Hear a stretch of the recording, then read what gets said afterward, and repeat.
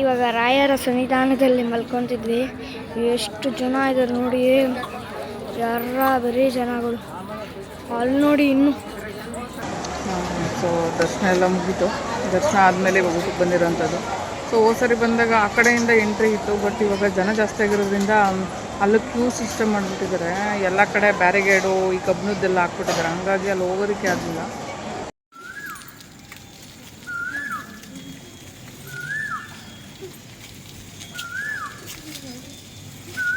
Subscriber ಒಬ್ಬರು ಅವ್ರ ಮಗಂದು 17th ಎಕ್ಸಾಮ್ ಇದೆ ಅಂತೆ. ಸೊ ಹಂಗಾಗಿ ರಾಯರ ಹತ್ರ ನಾನು ಕೇಳ್ಕೊಳಕ್ಕಾಗ್ತಿಲ್ಲ ದೂರದಿಂದ. ಸೊ ಹಂಗಾಗಿ ನೀವು ಹೋಗ್ತಾ ಇದ್ದೀರಲ್ಲ, ಅವರಿಗೆ ಒಂದು ಏನಾದರೂ ಪೂಜೆ ಮಾಡಿಸಿ ಅಂತ ಹೇಳಿದರು. ಸೊ ಅದು ನನಗೆ ಗೊತ್ತಿಲ್ಲ, ಬಟ್ ನಾನು ಅನ್ನದಾನ ಹಾಕಿ ಅಂತ ಹೇಳ್ಬಿಟ್ಟು ಅವ್ರದ್ದು ಅಮೌಂಟ್ ನಾನು ಇಲ್ಲಿ ಕೊಡ್ತಾಯಿದ್ದೀನಿ.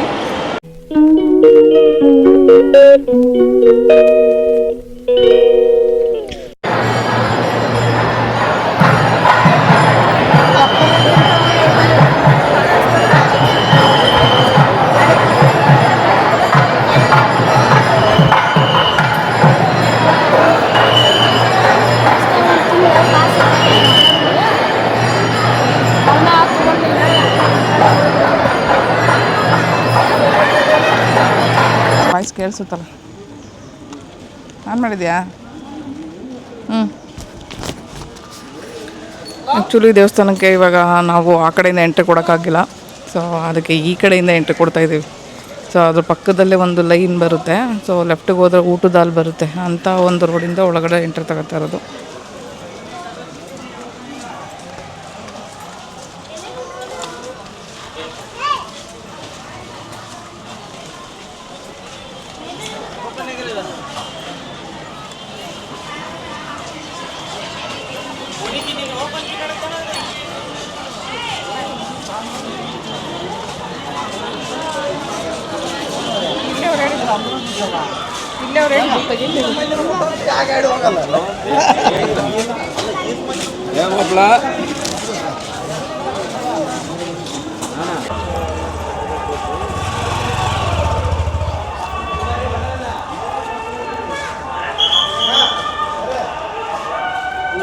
ಹಿಂಗೆ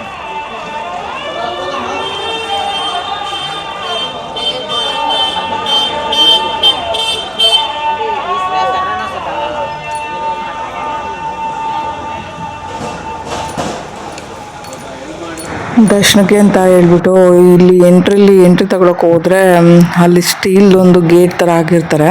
ಸೊ ಅದು ನೆಲದಲ್ಲಿ ಅಟ್ಯಾಚ್ ಆಗಿರುತ್ತೆ, ಬಟ್ ಅದು ಯಾವಾಗಲೂ ಅಷ್ಟೇ ಕ್ಲೋಸಿಂಗೇ ಇರುತ್ತೆ. ನಾರ್ಮಲ್ ಜನ ಆದರೆ ಅದನ್ನು ದಾಟ್ಕೊಂಡು ಓಡಾಡ್ತಾರೆ, ಬಟ್ ನಾನು ವೀಲ್ಚೇರ್ ಹೋಗೋದಕ್ಕಾಗಲಿಲ್ಲ. ಫಸ್ಟೆಲ್ಲ ಬಂದಾಗ ಓಪನ್ ಇರ್ತಿತ್ತು ಇದು, ಬಟ್ ಈ ವರ್ಷದಿಂದ ಇದನ್ನು ಮಾಡಿಬಿಟ್ಟಿದ್ದಾರೆ. ಸೊ ಇದನ್ನು ತೆಗೆಯೋದಕ್ಕೂ ಆಗಲ್ಲ, ನೀವು ಹಂಗಾಸ್ ಬಳಸ್ಕೊಂಡು ಬರಬೇಕು ಅಂತ ಹೇಳಿದರು. ಹಂಗಾಗಿ ನಾವೇನು ಮಾಡಿದೋ, ಪಕ್ಕದಲ್ಲಿ ಇನ್ನೊಂದು ರೋಡ್ ಬರುತ್ತೆ. ಅಂದರೆ ದೇವಸ್ಥಾನ ಹಿಂಗೆ ನಮ್ಮ ಆಪೋಸಿಟ್ ನಿಂತರೆ ನಮ್ಮ ಲೆಫ್ಟಿಗೆ ಒಂದು ಸಣ್ಣ ರೋಡ್ ಹೋಗುತ್ತೆ.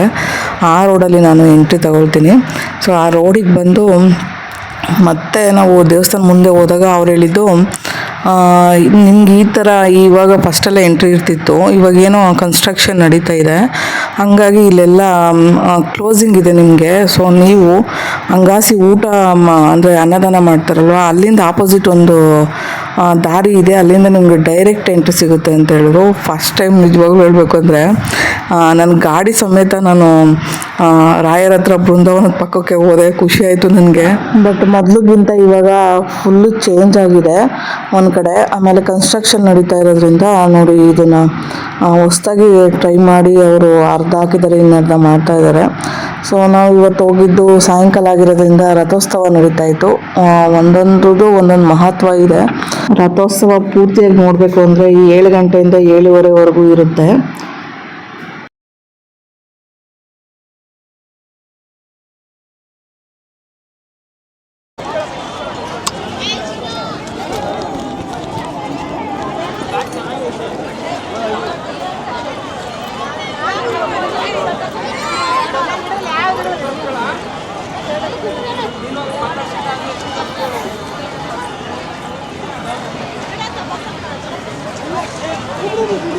Hello.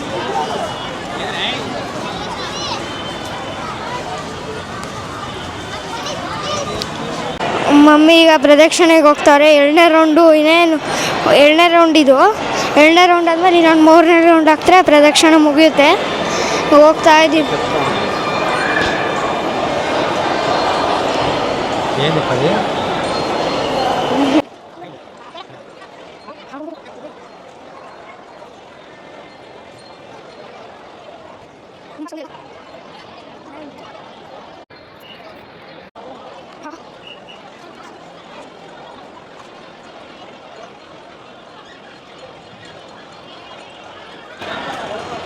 ನಾನು ರಾಯರ ಮಠಕ್ಕೆ ಬಂದಿದ್ದಾಗ ಹೋದ ಸಾರಿ 5 ರೌಂಡನ್ನ ನಾನು ಹಾಕಿರೋವಂಥದ್ದು, ಪ್ರದಕ್ಷಿಣೆ ಹಾಕಿದ್ದು.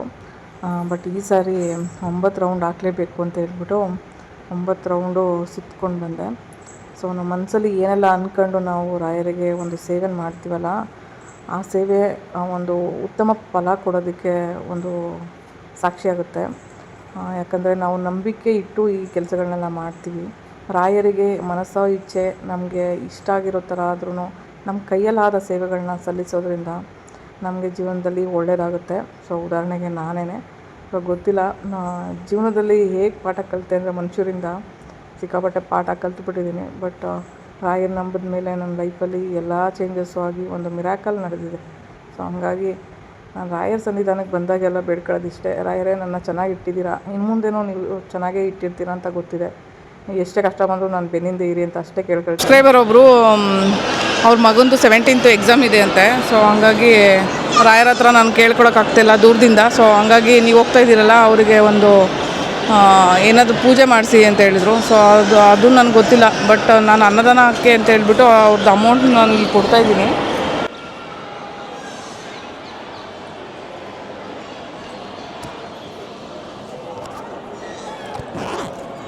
ನಾನು ರಾಯರ ಮಠಕ್ಕೆ ಪ್ರತಿ ಸಾರಿ ಹೋದಾಗ್ಲೂ ಅನ್ನದಾನಕ್ಕೆ ನನ್ನ ಕೈಯಲ್ಲಾದಷ್ಟು ನಾನು ಕಾಣಿಕೆನ ಕೊಡುವಂಥದ್ದು.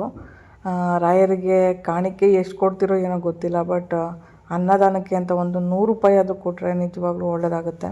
ಸೊ ಅನ್ನದಾನ ಮಹಾದಾನ ಅಂತ ಹೇಳ್ತಾರೆ.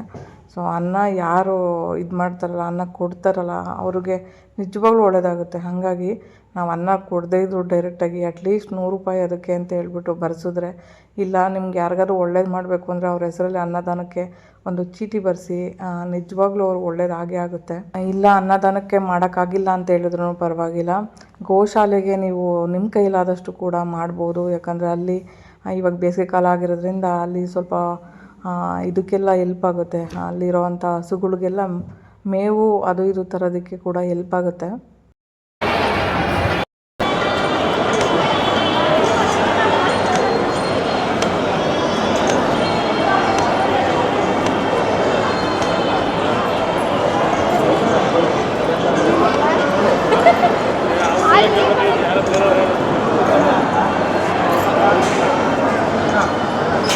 ಇಲ್ಲ ಪರವಾಗಿಲ್ಲ, ನಾನೇ ಮಾಡಬೇಕಿದ್ದನ್ನ ಅದಕ್ಕೆ.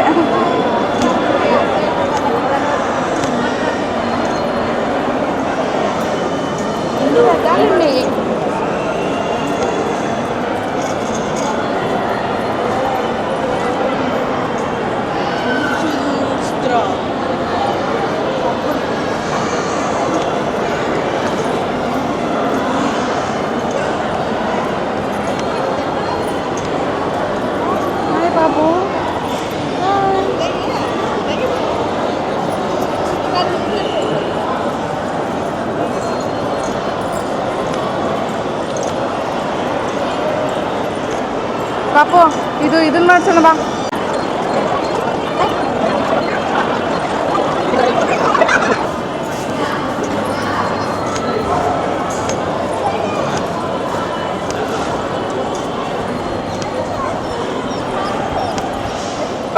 ದರ್ಶನ ಮುಗಿತಾ? ಬೆಳಗ್ಗೆ ಮುಗಿತು. ಬೆಳಗ್ಗೆ ದರ್ಶನ ಮಾಡಿ ನಮಸ್ಕಾರ ಹಾಕಿ ಮತ್ತೆ ಹೊರಗಡೆ ಇತ್ತು. ಈಗ ದರ್ಶನ ಮಾಡೋ ಹೊರಡೋಷ್ಟೊಳಗೆ ಹಾಂ, ಓಕೆ ತಗೊಳ್ಳಿ.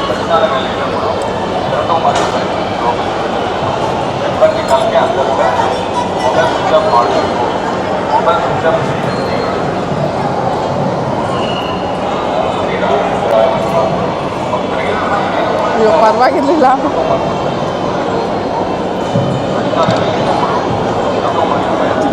ನಿಮ್ಮ ಕಡೆಯಿಂದ ತೆಗಿಬೇಕು. ಖುಷಿ ಆಯ್ತದೆ ಮೇಡಮ್ ನಿಜ.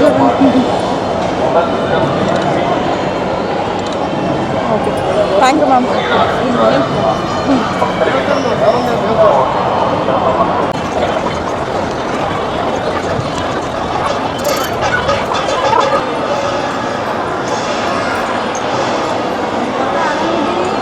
ಹಾಂ ಆರಾಮಿದ್ದೀನಿ. ನೀವು? ನಾವು ಬಾಗಲಕೋಟೆಯಿಂದ ನಿಮ್ಮ ವಿಡಿಯೋ ನೋಡ್ತಾ ಇದ್ದೀರಾ? Okay okay thank you. ಆಯ್ತಾ ದರ್ಶನ? ಆಯ್ತು, ನಿಮ್ದು ಐತ್ರಿ? ನಮ್ಮದು ಆಯ್ತು. ನೀವು ಆರಾಮಿದ್ದೀರಿ? ಆರಾಮಿದ್ದೀನಿ. ಮಗನೂ ಆರಾಮಿದ್ದಾನೆ. ಹಾಗೆ ಇದು ದರ್ಶನ ಮುಗಿತು ನಮ್ಮದು. ಒಂದು 5 ರೌಂಡ್ ಹೊಡೆಯೋಣ ಅಂತ ಹೇಳ್ಬಿಟ್ಟು ಬಂದೆ. ಓಕೆ ಕರೆನ ನಿಮ್ಮನ್ನು ನೋಡಿ ಖುಷಿ ಆಯ್ತು ನನಗೆ. ಹೌದು ಥ್ಯಾಂಕ್ ಯು. ಜೀವನದ ನೀವು ನಮಗೆಲ್ಲ ಥ್ಯಾಂಕ್ ಯು. ಏನು ಮಾಡೋಕ್ಕಲ್ಲ, ಲೈಫ್ ಬಂದಂಗೆ ತಗೋಬೇಕಷ್ಟೇ. ಧೈರ್ಯ ಇರಬೇಕು. ಧೈರ್ಯನೇ ಇಲ್ಲ ಅಂತ ನಿಮ್ಮಂತ ನಿಜ ಕಷ್ಟ ಆಗುತ್ತೆ. ಕೈ ಕಾಲು ಇಲ್ಲ ಅಂದರೆ ಮನುಷ್ಯ ಬದುಕೋದು ಎಷ್ಟು ಕಷ್ಟ ಅಂದರೆ. ಸೀರಿಯಸ್ಲಿ ನೀವೆಲ್ಲ ಸ್ಟಾರ್ಟಿಂಗ್ ಎಲ್ಲ ಚಲೋನೇ ಇದ್ರಿ. ಅದು ಆಕ್ಸಿಡೆಂಟ್ ಸಂಬಂಧ ಇದನ್ನಾಯ್ತಲ್ಲ, ಭಗವಂತಿದ್ದಾನೆ ರಾಯರಿದ್ದಾರೆ. ನೀವು ಅವ್ರು ನಂಬಿರಿ, ನಿಮ್ಮನ್ನು ಇದು ಮಾಡಿ. ಅವ್ರನ್ನ ನಂಬಿರೋದ್ಗೆ ಇವತ್ತು ಲೈಫು ಹೆಂಗೆ ಹೋಗ್ತಾ ಇದೆ ಗೊತ್ತಾಗ್ತಿಲ್ಲ, ಜೀವನ ಹೆಂಗೆ ಹೋಗ್ತಿದೆ ಅಂತ. ಬಟ್ ಚೆನ್ನಾಗಿ ಹೋಗ್ತಿದೆ ಜೀವನ ಅಷ್ಟೇ. ಮಗನೇ ದೇವ್ರ ರೂಪದಾಗಿದ್ದಾನೆ ರಾಯರೇ ಅವರು. ಹೌದು, ಅದಕ್ಕೆ ನಿಮ್ಗೆ ಧೈರ್ಯ ತುಂಬ್ಯಾರ ಅವರು. ಅವ್ರ ಮುಂದೆನೇ ಇಲ್ಲಕ್ಕ. ಆರಾಮಿದ್ದೀನಿ. ನೀವು ಆರಾಮಾಯ್ತೀರಾ? ಕರೆನ ನೀವು ನೋಡಿ ಖುಷಿ ಅಯ್ಯೋ ಥ್ಯಾಂಕ್ ಯು ಅಪ್ಪ. ಖುಷಿ ಆತಕ್ಕ. Love you.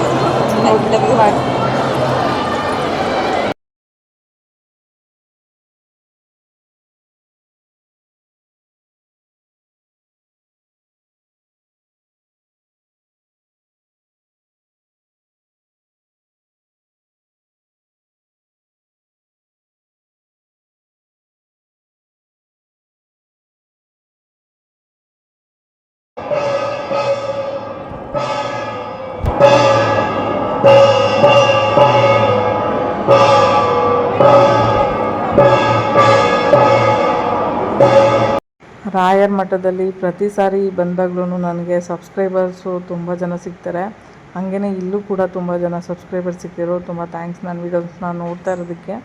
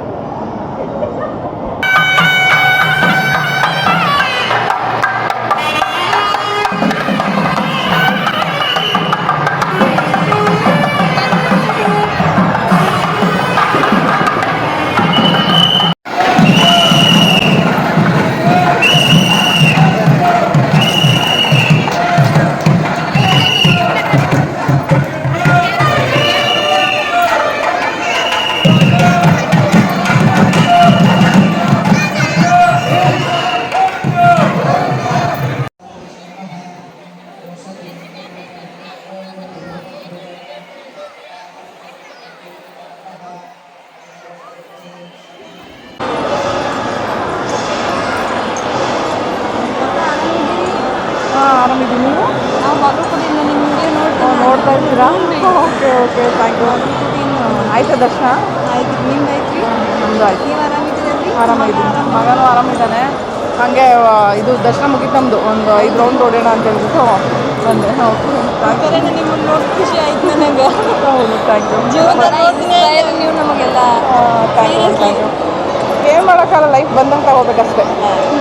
ಧೈರ್ಯ ಇರಬೇಕು. ಧೈರ್ಯನೇ ಇಲ್ಲ ಅಂತ ನಿಮ್ಮಂತ ನಿಜ ಕಷ್ಟ ಆಗುತ್ತೆ. ಕೈ ಕಾಲು ಇಲ್ಲ ಅಂದರೆ ಮನುಷ್ಯ ಬದುಕೋದು ಎಷ್ಟು ಕಷ್ಟ ಅಂದರೆ. ಸೀರಿಯಸ್ಲಿ ನೀವೆಲ್ಲ ಸ್ಟಾರ್ಟಿಂಗ್ ಎಲ್ಲ ಚಲೋನೇ ಇದ್ರಿ. ಅದು ಆಕ್ಸಿಡೆಂಟ್ ಸಂಬಂಧ ಇದನ್ನಾಯ್ತಲ್ಲ, ಭಗವಂತಿದ್ದಾನೆ ರಾಯರಿದ್ದಾರೆ.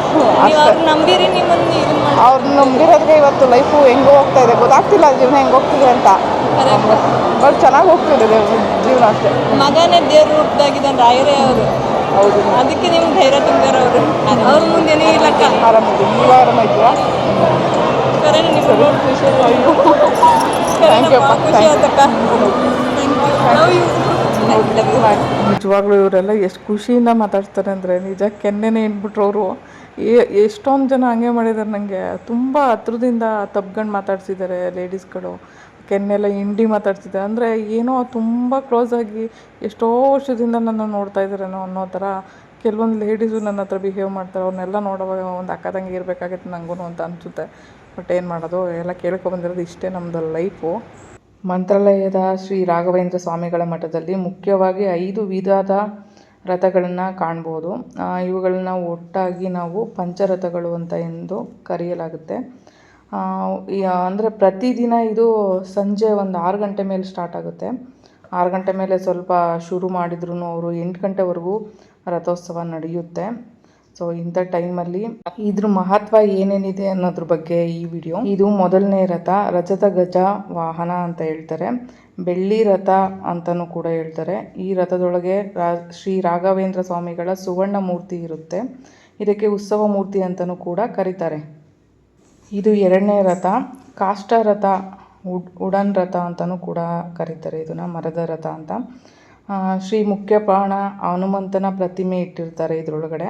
ಇದು ಮೂರನೇ ರಥ, ರಜತ ರಥ, ಸಿಲ್ವರ್ ರಥ ಅಂತ ಕೂಡ ಕರೀತಾರೆ. ಈ ಬೆಳ್ಳಿ ರಥದಲ್ಲಿ ದ್ವೈತ ಸಿದ್ಧಾಂತದ ಸ್ಥಾಪಕರಾದ ಶ್ರೀ ಮಧ್ವಾಚಾರ್ಯರ ಪ್ರತಿಮೆ ಇರುತ್ತೆ. ನಾಲ್ಕನೇ ರಥ ಸುವರ್ಣ ರಥ, ಗೋಲ್ಡನ್ ರಥ ಅಂತ ಕೂಡ ಕರೀತಾರೆ. ಚಿನ್ನದ ರಥದೊಳಗೆ ಶ್ರೀ ಸತ್ಯನಾರಾಯಣನವರ ಮೂರ್ತಿ ಇರುತ್ತೆ.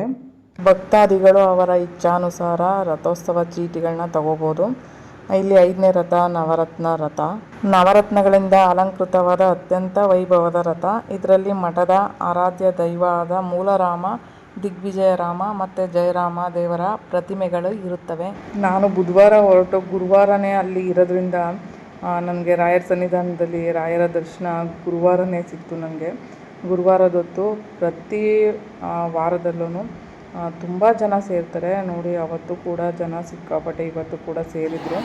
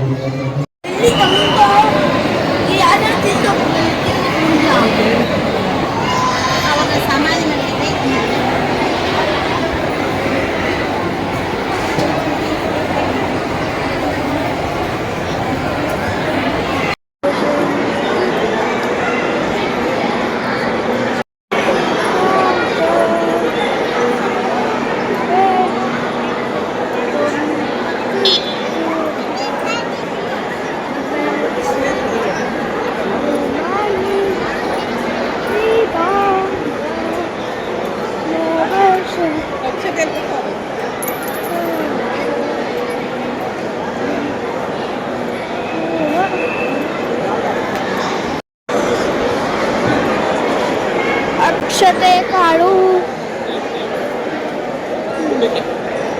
ಓಂ ದ್ರಾಂ ಜೀಂ. ಆ್ಯಕ್ಚುಲಿ ಇವಾಗ ಊಟಕ್ಕೆ ಬಂದಿದ್ದೀವಿ. ಸೊ ದರ್ಶನ ಎಲ್ಲ ಮುಗೀತು. ದರ್ಶನ ಆದಮೇಲೆ ಇವಾಗ ಊಟಕ್ಕೆ ಬಂದಿರೋವಂಥದ್ದು. ಸೊ ಸರಿ ಬಂದಾಗ ಆ ಕಡೆಯಿಂದ ಎಂಟ್ರಿ ಇತ್ತು, ಬಟ್ ಇವಾಗ ಜನ ಜಾಸ್ತಿ ಆಗಿರೋದ್ರಿಂದ ಅಲ್ಲೂ ಕ್ಯೂ ಸಿಸ್ಟಮ್ ಮಾಡಿಬಿಟ್ಟಿದ್ದಾರೆ. ಎಲ್ಲ ಕಡೆ ಬ್ಯಾರಿಗೇಡು ಈ ಕಬ್ಬಿಣದ್ದೆಲ್ಲ ಹಾಕ್ಬಿಟ್ಟಿದ್ದಾರೆ. ಹಂಗಾಗಿ ಅಲ್ಲಿ ಹೋಗೋದಕ್ಕೆ ಆಗಲಿಲ್ಲ. ಫುಲ್ಲು ಉಲ್ಟಾ ಬಳಸ್ಕೊಂಡು ಈ ಕಡೆ ಬಂದಿದ್ದೀವಿ. ಎಲ್ಲ ಊಟ ಮಾಡ್ಕೊಂಡು ಎಕ್ಸಿಟ್ ಆಗ್ತಾಯಿದ್ರೆ ನಾವು ಊಟಕ್ಕೆ ಬಂದಿದ್ದೀವಿ. ಬಟ್ ಒಳಗಡೆ ಹೋಗೋಕ್ಕಾಗ್ತಿಲ್ಲ. ಇಲ್ಲೂ ಮೆಟ್ಲಿದೆ. ಸೊ ಬೇಡ ಅಂತ ಹೇಳ್ಬಿಟ್ಟು ನಾನೇ ಹೊರಗಡೆ ನಿಂತ್ಕೊಂಡಿದ್ದೀನಿ. ಸೊ ಇಲ್ಲೇ ಊಟ ಮಾಡ್ಕೊಬಿಡೋದು. ಸೊ ಗುಂಡಾಣ ಏನು ಮಾಡ್ತಾನೋ ಗೊತ್ತಿಲ್ಲ, ರೂಮಲ್ಲಿ ಹೋಗಬೇಕು. ಅಂತೂ ಇಂತೂ ರಾಯರ ಪ್ರಸಾದ ಸಿಕ್ತು. ಇವಾಗ ಊಟ ಮಾಡಿ ಹೊರಡಬೇಕು. ಹಳೆ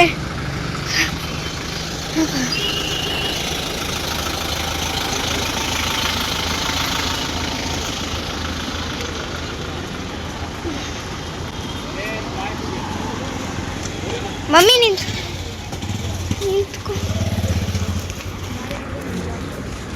ಬನ್ನಿ.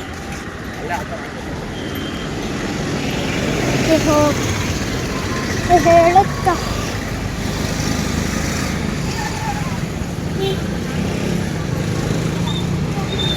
ಮಮ್ಮಿ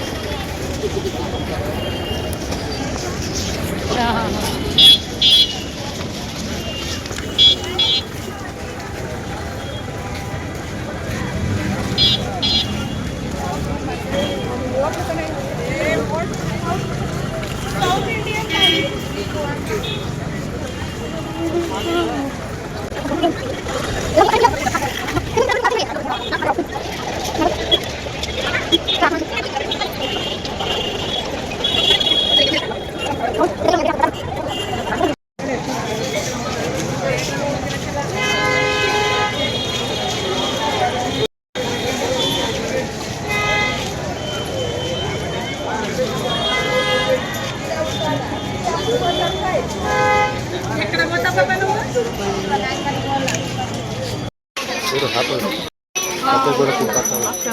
ಮಮ್ಮಿ ಹೆಂಗೆ ನೋಡ್ರಿ ಪರ್ಚೇಸ್ ಮಾಡಕ್ಕೆ ಹೆಂಗೆ ಹುಡ್ಕಾಡ್ತಾವ್ರಿ.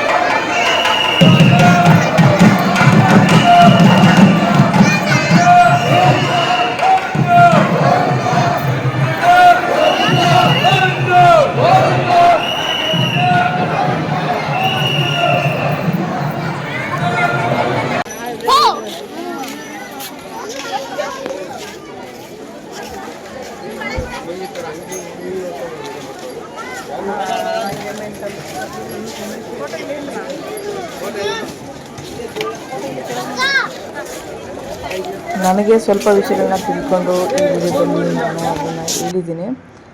ಸೊ ಕಣ್ಣಿಂದ ನೋಡಿದ್ರೆ ಯಾವುದೇ ವಸ್ತು ಸುಂದರವಾಗಿ ಇನ್ನೂ ಚೆನ್ನಾಗಿ ಕಾಣಿಸುತ್ತೆ. ಹಾಗಾಗಿ ವಿಡಿಯೋದ ಮೂಲಕ ನೋಡ್ತಾ ಇರೋ ನಿಮ್ಮೆಲ್ರಿಗೂ ಕೇಳ್ಕೊಳ್ಳೋದಿಷ್ಟೇ, ಮನುಷ್ಯ ಇರೋವರೆಗೂ, ಅದರಲ್ಲೂ ಚೆನ್ನಾಗಿರೋವರೆಗೂ ಒಂದು ವಸ್ತುನಾಗಲಿ ಒಂದು ಪ್ಲೇಸ್ನೇ ಆಗಲಿ ಏನೇ ಆಗಲಿ ನೋಡಬೇಕು ಅಂತ ಅಂದ್ಕೊಂಡ್ರೆ ಆ ಟೈಮಲ್ಲಿ ಮಾಡಿಬಿಟ್ರೆ ಬೆಟರು. ಅದಕ್ಕೆ ಟೈಮ್ ಬರಲಿ ಮತ್ತು ಕಾಲ ಕೂಡ ಬರಲಿ ಅಂತ ಈ ಥರ ಎಲ್ಲ ಇದ್ದರೆ ಅದು ಕಾಲ ಕೂಡ ಬರದೆ ಕೂಡ ಇರ್ಬೋದು. ಆ್ಯಕ್ಚುಲಿ ಮಠಗಳ ಕಡೆಯಿಂದನೇ ರೂಮ್ಗಳು ಬುಕ್ನ ಮಾಡ್ಕೊಂಡ್ರೆ ನಮಗೆ ವರ್ತ್ ಆಗುತ್ತೆ. ಅಂದರೆ 600-700 ಒಂದು ದಿನದ ರೂಮ್ ಬುಕ್ ಆಗಿಬಿಡುತ್ತೆ. ಆನ್ಲೈನ್ ಮಾಡ್ಕೊಂಡ್ರೆ ಬೆಟರು. ಆಫ್ಲೈನಲ್ಲಿ ಯಾರೂ ರೂಮ್ಸ್ನ ಕೊಡೋದಿಲ್ಲ. ಬಟ್ ಆನ್ಲೈನ್ ಮಾಡ್ಕೊಂಡು ಬಂದ್ರೇ ಬೆಟರು ರೂಮ್ಸ್ನೆಲ್ಲ. ಅದು ಬಿಟ್ಟು ಪ್ರೈವೇಟೆಲ್ಲ ಹೋಗ್ತೀವಿ ಅಂದರೆ ಸಿಕ್ಕಾಪಟ್ಟೆ ಅಮೌಂಟು ಇದಾಗುತ್ತೆ. ಯಾಕೆಂದರೆ ಅವರೆಲ್ಲ ಪ್ರೈವೇಟಲ್ಲಿ ಏನು ಮಾಡ್ತಾರೆ ಅಂದರೆ ಒಂದು 2000 to 3000 ಗಂಟ ಚಾರ್ಜ್ ಮಾಡಿಬಿಡ್ತಾರೆ. ಆಮೇಲೆ ಸರಿಯಾಗಿ ಅದು ನಾನ್ ಎ ಸಿ ಅಂತ ಏನೇನೋ ಸಪ್ರೇಟೆಲ್ಲ ಇರುತ್ತೆ. ಆಮೇಲೆ ಫ್ಯಾನ್ ಇದ್ದರೂ ನಾನ್ ಎ ಸಿ ಇದ್ರೂ ಆ ಫ್ಯಾನ್ ಏನಾದರೂ ನೆಟ್ವರ್ಕ್ ಕೊಡ್ತಾರೋ ಅದು ಇಲ್ಲ.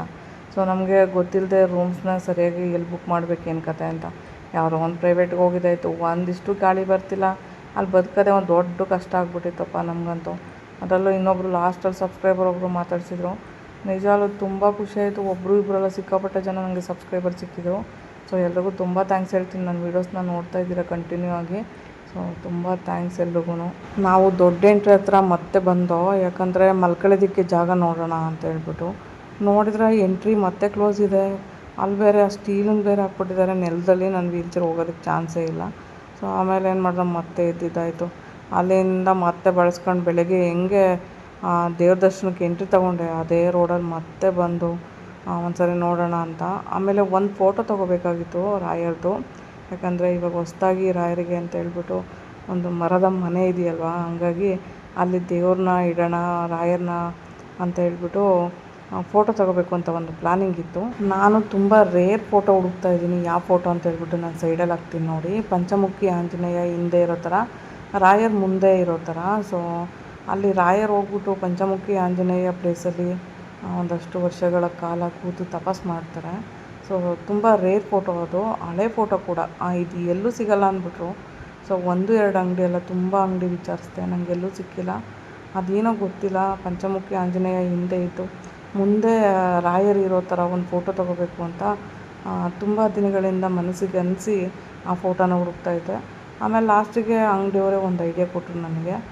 ನೀವೊಂದು ಕೆಲಸ ಮಾಡಿ, ಹೆಂಗೂ ನಿಮ್ಮ ಹತ್ರ ಫೋಟೋ ಇದೆ, ಆ ಫೋಟೋದೊಂದು ಪ್ರಿಂಟ್ ತೊಗೊಬಿಟ್ಟು ನೀವೇ ಗ್ಲಾಸು ಇದೆಲ್ಲ ಪಿಕ್ ಮಾಡಿಸ್ಕೊಳ್ಳಿ, ಸರಿ ಹೋಗುತ್ತೆ ಅಂತ. ಸರಿ, ಇದು ಒಂದು ಒಳ್ಳೆ ಐಡಿಯಾ ಅಲ್ವಾ, ನಾವೇ ಮಾಡಿಸ್ದಂಗೆ ಆಗುತ್ತೆ ಅಂತ. ಬಟ್ ಒಂದು ಕಡೆ ಮನಸ್ಸು ಹೇಳ್ತಾಯಿತ್ತು, ಇಲ್ಲಿಂದ ಫೋಟೋ ತೊಗೊಂಡೋಗಿದ್ರೆ ಚೆನ್ನಾಗಿರ್ತಾಯಿತ್ತು. ನಾನು ಇಲ್ಲಿ ಯಾವುದೇ ಪರ್ಚೇಸ್ ಮಾಡಲಿಲ್ಲ, ಯಾಕೆಂದರೆ ಆ ಫೋಟೋ ಸಿಗಲೇ ಇಲ್ಲ. ಲಾಸ್ಟಿಗೂ ಒಂದು 6-7 ಅಂಗಡಿ ವಿಚಾರಿಸಿದೆ, ಎಲ್ಲೂ ಫೋಟೋ ಸಿಗಲಿಲ್ಲ ನನಗೆ. ಸರಿ, ನಾವು ಪ್ರಿಂಟ್ ತೊಗೊಂಡೆ ನಾವು ಮಾಡ್ಬೋದು, ಮತ್ತೆ ಫೋಟೋ ಮಾಡಿಸ್ಕೋಬೋದು ಫೋಟೋಶಾಪಲ್ಲಿ ಅಂತೇಳಿ ಫಿಕ್ಸ್ ಆಗಿ ಮತ್ತೆ ರಿಟರ್ನ್ ನಾನು ಆಗಿದ್ದು. ಸೊ ಅಲ್ಲಿ ನಾನು ಪರ್ಚೇಸ್ ಮಾಡಿದ್ದು 2 ಐಟಮು, ಒಂದು ಕುಂಕುಮ, ಇನ್ನೊಂದು ಗಂಧ ತಗೊಂಡೆ, ಯಾಕಂದರೆ ರಾಯರಿಗೆ ಗಂಧ ಪ್ರಿಯ. ನಾನು ಇಲ್ಲಿವರೆಗೂ ಗಂಧ ಹಚ್ತಾ ಇರಲಿಲ್ಲ, ಜಸ್ಟ್ ಮಾಮೂಲಿ ಅರಿಶಿನ ಕುಂಕುಮ ಹಚ್ತಾ ಇದ್ದೆ. ಆವಾಗ ಅನ್ನಿಸ್ತು ನನಗೆ ಒಂದು ಸಾರಿ ಆದರೂ ಗಂಧ ತಂದು ಹಚ್ಚಬೇಕು ಅಂತ. ಪ್ಯೂರ್ ಗಂಧನ ನಾನು ತಗೊಂಡೆ ಅಲ್ಲಿ. ಅಕ್ಕಿ ಕೊಟ್ಟವ್ರ ಕೈಗೆ ಎಷ್ಟಕ್ಕೆ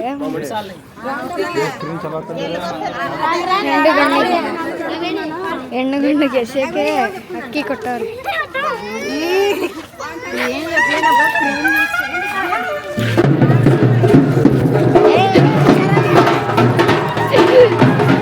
ಇದ್ದಾರೆ ನೋಡಿ, ತುಂಬ ಜನ ನೋಡಿ, ವಾರಿಗರು ಎಲ್ಲ ಕಡೆ ಜನಗಳು. ಇವಾಗ ರಾಯರ ಸನ್ನಿಧಾನದಲ್ಲಿ ಮಲ್ಕೊತಿದ್ವಿ. ಎಷ್ಟು ಜನ ಇದ್ದಾರೆ ನೋಡಿ, ಬರೀ ಜನಗಳು. ಅಲ್ಲಿ ನೋಡಿ ಇನ್ನು ನಾವು ಇವಾಗ ಬೆಳಗಿನ ಜಾವ 4:30ಗೆ ಎದ್ಬಿಟ್ಟು ವಾಪಸ್ ರೂಮಿಗೆ ಬರ್ತಾ ಇರೋವಂಥದ್ದು, ಯಾಕಂದರೆ ಆಲ್ರೆಡಿ ಟೈಮ್ ಆಗಿತ್ತು. ಇನ್ನೇನು ಎದ್ದು ಎಲ್ಲರೂ ಫ್ರೆಶಪ್ ಆಗಿ ಬಂದು ರಾಯರ ದರ್ಶನಕ್ಕೆ ನಿಂತ್ಕೊಳ್ತಾರೆ. ಹಂಗಾಗಿ ನಾವು ಅಷ್ಟರಲ್ಲಿ ರೆಡಿ ಆಗಿಬಿಟ್ಟು ಪಂಚಮುಖಿ ಆಂಜನೇಯ ದೇವಸ್ಥಾನಕ್ಕೆ ಹೋಗೋಣ ಅಂತ ಹೇಳ್ಬಿಟ್ಟು ರಾಯರ ಒಂದು ಸನ್ನಿಧಾನಕ್ಕೆ ಲಾಸ್ಟ್ ಸಾರಿ ನಮಸ್ಕಾರ ಮಾಡಿ ಹೊರಡ್ತಾ ಇರೋವಂಥದ್ದು. ನೆಕ್ಸ್ಟು ಪಂಚಮುಖಿ ಆಂಜನೇಯ ಟೆಂಪಲಲ್ಲಿ ಏನೆಲ್ಲ ಕತೆ ನಡೆಯುತ್ತೆ ಅಂತ ನೆಕ್ಸ್ಟ್ ವೀಡಿಯೋದಲ್ಲಿ ಬರುತ್ತೆ, ವೆಯ್ಟ್ ಮಾಡ್ತಾಯಿರಿ. ಈ ವಿಡಿಯೋ ಇಷ್ಟ ಆದರೆ ಒಂದು ಲೈಕ್ ಕೊಡಿ, ನನ್ನ ಚಾನಲ್ಗೆ ಸಬ್ಸ್ಕ್ರೈಬ್ ಮಾಡಿ. ತುಂಬ ದಿನಗಳಿಂದ ಅಂದ್ಕೊಳ್ತಾ ಇದ್ದಿದ್ದು ರಾಯರ ಸನ್ನಿಧಾನಕ್ಕೆ ಹೋಗಬೇಕು ಅಂತ ಹೇಳಿ. ರಾಯರಂತೂ ಇಂದು ಕರೆಸ್ಕೊಂಡಿದ್ದಾರೆ. ಅವ್ರ ಸನ್ನಿಧಾನದಲ್ಲಿ ಮಲಗಿದ್ದು ಒಂದು ನೈಟು ಲೈಫೇ ಸಾರ್ಥಕತೆ ಆಗಿಬಿಡ್ತು ನನಗೆ. ನನ್ನ ಲೈಫಲ್ಲಿ ಅಂದ್ಕೊಳ್ದೇ ಇರೋದೊಂದನ್ನ ಇವತ್ತೊಂದು ಸಾಧನೆ ಮಾಡಿದೆ ಅಂತ ಖುಷಿಯಾಗಿ ನಾನು ರೂಮ್ಗೆ ಹೋಗ್ತಾಯಿದ್ದೀನಿ. ರಾಯರೇ ಎಲ್ಲರೂ ಕಾಪಾಡಿ. ಈ ವಿಡಿಯೋ ಇಷ್ಟ ಆಗಿದೆ ಒಂದು ಲೈಕ್ ಕೊಡಿ, ನನ್ನ ಚಾನಲ್ಗೆ ಸಬ್ಸ್ಕ್ರೈಬ್ ಮಾಡಿ. ಇನ್ನೂ ಇಷ್ಟ ಆಯಿತು ಅಂದರೆ ಬೇರೆಯವ್ರಿಗೂ ಕೂಡ ಶೇರ್ ಮಾಡಿ. ಇದರಿಂದ ಕೂಡ ನನಗೆ ತುಂಬ ಹೆಲ್ಪ್ ಆಗುತ್ತೆ. ತುಂಬ ಜನ ಡೈಲಿ ವ್ಯೂವರ್ಸ್ ಇದ್ದೀರಾ, ಎಲ್ಲರೂ ವೀಡಿಯೋಸ್ನ ನೋಡ್ತಾ ಇದ್ದೀರಾ, ತುಂಬ ಥ್ಯಾಂಕ್ಸ್. ನಿಮ್ಮಿಂದ ನನಗೆ ಒಂದಷ್ಟು ಅನುಕೂಲನೂ ಆಗುತ್ತೆ. ಅದ್ರ ಜೊತೆಗೆ ಇನ್ನೂ ಒಳ್ಳೊಳ್ಳೆ ವೀಡಿಯೋ ಕಂಟೆಂಟ್ಗಳನ್ನ ಮಾಡಬೇಕು ಅಂತ ನನಗೂ ಮೋಟಿವೇಟ್ ಆಗ್ತೀನಿ. ತುಂಬ ಥ್ಯಾಂಕ್ಸ್ ಎಲ್ರಿಗೂ. ಎಲ್ಲೆಲ್ಲಿಂದನೋ ನನ್ನ ವೀಡಿಯೋಸ್ನ ನೋಡಿ ಸಪೋರ್ಟ್ ಮಾಡ್ತಾಯಿದ್ದೀರಾ. ಮುಂದೇನೂ ಹೀಗೆ ಮಾಡಿ. 100K ರೀಚ್ ಆಗಬೇಕು ಅಂತ ತುಂಬ ಆಸೆ ಇದೆ, ಒಂದಷ್ಟು ದಿನಗಳ ಆಸೆ. ದಯವಿಟ್ಟು ಆ ರೀಚನ್ನು ನೀವು ತಲುಪಿಸಿ ಅಂತ ನಾನು ಕೇಳ್ಕೊಳ್ತೀನಿ. ಥ್ಯಾಂಕ್ ಯು ಸೋ ಮಚ್ ಇಲ್ಲಿವರೆಗೂ ಪೇಷನ್ಸಿಂದ ವೀಡಿಯೋ ನೋಡಿದ್ದಕ್ಕಾಗಿ.